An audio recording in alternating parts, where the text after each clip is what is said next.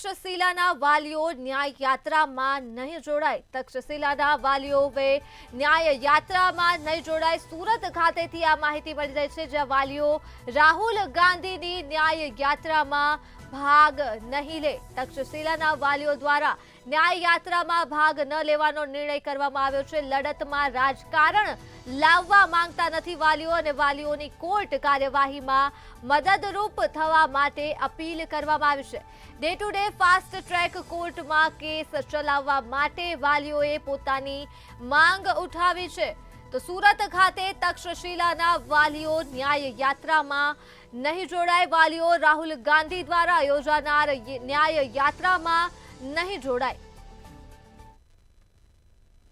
સુરત તક્ષશિલા આગકાંડની જે ઘટના બની હતી તે જ જગ્યા પર અહીંયા ઉપસ્થિત થયા છે.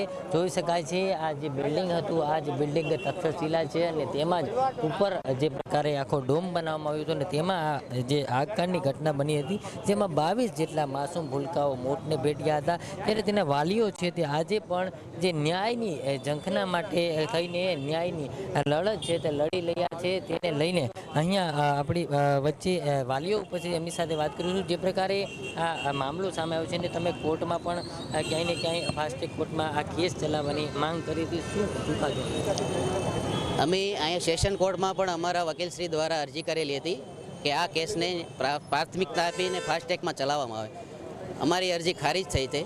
પછી અમારા વતી સરકારે હાઈકોર્ટમાં એક અરજી કરી હતી કે આ ડે ટુ ડે કેસો ચલાવવામાં આવે, આવા જે સંવેદનશીલ કેસો હોય તે પણ હાઈકોર્ટે નકારી છે. તો હજી એકવાર સરકારશ્રીને અમે અપીલ કરીએ છીએ કે હજી એકવાર તમે બીજી વાર અરજી કરો, સુપ્રીમ કોર્ટ સુધી જાઓ તો ત્યાં જાઓ, પણ અમને આ ફાસ્ટ ટ્રેકમાં ચલાવી અને અમને ન્યાય આપવામાં મદદ કરો. અને માનનીય હાઈકોર્ટને હું વિનંતી કરું છું કે અમારા પીડિત પરિવારો વતી, અમારા પીડિત વાલીઓ વતી એક અરજી અમારી સ્વીકારે કે ડે ટુ ડે તો નહીં, મહિનામાં 5-10 દિવસ કેસ ચલાવો ને. તકલીફ પડતી હોય તો એ પણ કરી શકો છો, તો પણ જલ્દીથી કેસ પતશે. આ 5.25 વર્ષ થયા છે, હજી કેસનો કોઈ ચુકાદો આવ્યો નથી. ગાંધીની ન્યાય યાત્રા માટે આપને આમંત્રણ મળ્યું છે, વાલીઓ જોડાશે? ચોક્કસ એ લોકો દ્વારા અમને આમંત્રણ મળ્યું છે, પણ અમારા કેસમાં અમે કોઈ પણ રાજકીય મુદ્દો અમે બનાવવા માંગતા નથી. એ લોકોને જો અમારી ખરેખર મદદ કરી હોય તો કાયદાકીય રીતે જે પણ આપણી ન્યાય પ્રણાલી છે એમાં મદદ કરવા માંગતા હોય તો કરે, મોસ્ટ વેલકમ. કારણ કે આવા સંવેદનશીલ કેસમાં અમે કોઈ પણને ના પાડી શકીએ. બધાની સંવેદના જોડાયેલી હોય છે તો અમને મદદ કરો ને, અમે ક્યાં ના પાડીએ છીએ. પણ કોઈ પણ રાજકીય મુદ્દો જો ઊભા કરવા માંગતા હશે તો એમાં બિલકુલ અમે નહીં જોડાઈએ. આપ જણાવો, ખાસ કરીને ન્યાય યાત્રામાં, રાહુલ ગાંધી ન્યાય યાત્રામાં આપને આમંત્રણ મળ્યું છે, જોડાશો?